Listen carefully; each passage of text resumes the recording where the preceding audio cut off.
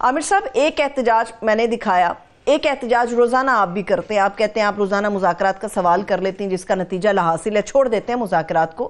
تو پھر کس پہ بات کرنی ہے آپ بتائیے؟ اکانومی پہ کر لیجئے، وہ بھی برے حالات میں. سیکیورٹی پہ کر لے، وہ بھی بہت بڑا چیلنج ہے. گورننس تو موجود ہی نہیں ہے. کس پہ کرنا چاہتے ہیں؟ جی، ان تینوں پہ پاکستان کے تین ہی بڑے ایشوز ہیں. ایک سیکیورٹی کا ہے، ایک اکانومی کا ہے اور ایک گورننس کا ہے. تو تینوں پہ ہی بات کرتے ہیں.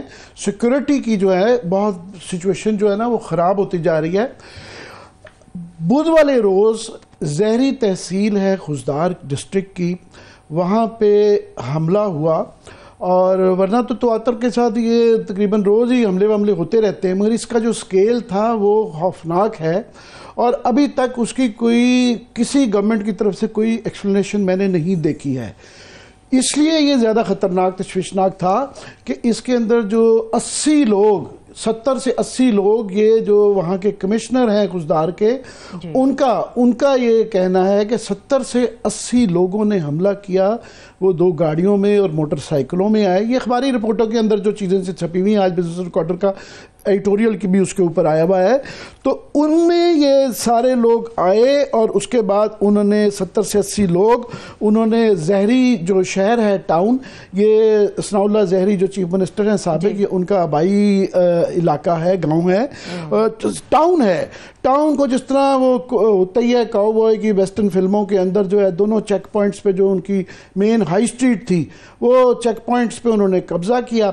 اور وہ وہاں پہ 8 گھنٹے تک ان کا یہ قبضہ رہا. کم از کم 8 گھنٹے بعد سیکورٹی کی کو آئی.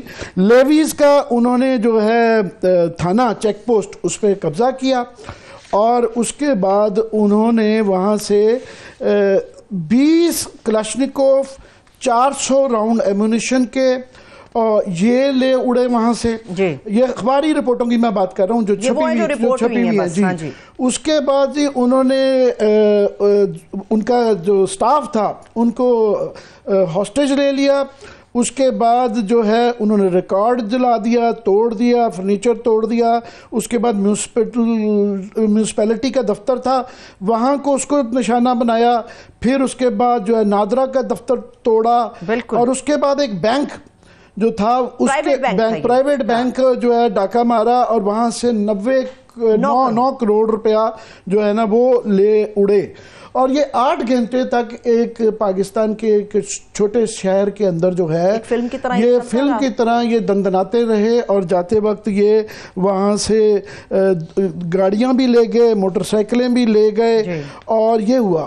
اب یہ اتنا بڑا واقعہ ہوتا ہے اور اس کی نہ تو کوئی صوبائی حکومت کی طرف سے کوئی اس کے وہاں تشویش، نہ کوئی اس کی کوئی تشویش نظر آئی یا کوئی ایکسپلینیشن، نہ وفاقی حکومت میں جو لوگ جن کو ذمہ داری ہے یہ، وہ ٹریفک کے سگنل اسلام آباد کے نا وہ اس کے فیتے کاٹتے نظر آتے ہیں. روز ایک آدھا جو ہے نا وہ میڈیا کے لیے ایک مصیبت ہے کہ جی وہ فیتے کاٹنے کی جو نا تصویر دکھانی ہے. یہ اتنا بڑا واقعہ ہوتا ہے، اس کا کہیں ذکر نہیں ہے. یہ میں نے کہا کہ واقعات یہاں پہ ایک روٹین بن گئی ہے، مگر اس کا سکیل اور ٹائمنگ، اور پھر جو ہے ہمیں اطلاعیں آتی ہیں ٹی ٹی بی بھی آج سے وہ انوالوڈ ہے، انڈیا بھی انوالوڈ ہے. تو یہ اس پہ بہت زیادہ تشویش ہے. مگر یہاں کیا ہو رہا ہے؟ یہاں پارلیمان کے اندر کوئی اس کا ذکر نہیں ہے، نہ ایکسپلینیشن آئی ہے گورنمنٹ کی. تو یہ ابھی یہ کل بھی جو ہے اس کے اوپر ایشو رہا، سینٹ کے اندر بھی یہ معاملات ہوئے.